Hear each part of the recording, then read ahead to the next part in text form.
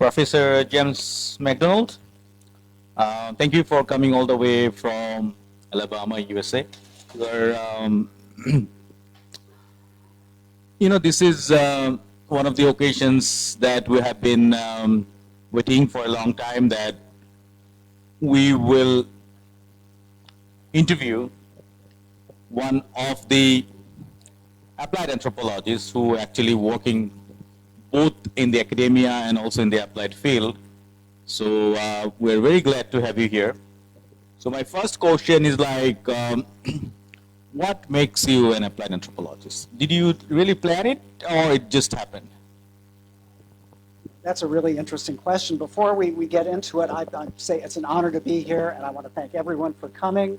And I look forward to this discussion because, of course, we all have a lot to learn from one another, and I have much to learn from everyone here in Bangladesh. It's my first time here, and I'm really enjoying the experience. So a great question.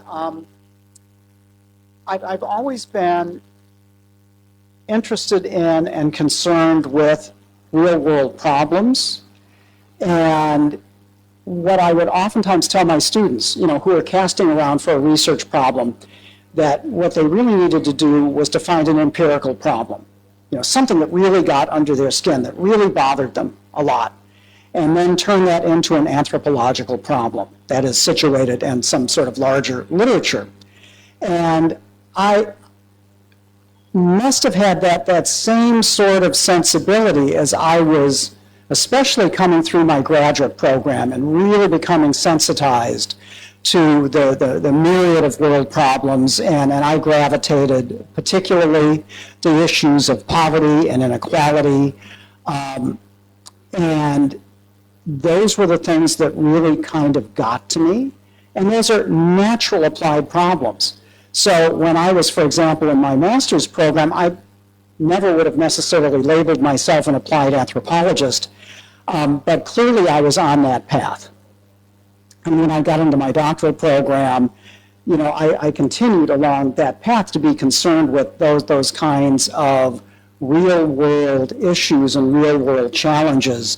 And I should also add, and Professor Islam doesn't know this, I was in a doctoral program that prided itself on being very academic. And there were many of us who were actually doing applied anthropology there. We just didn't call it that.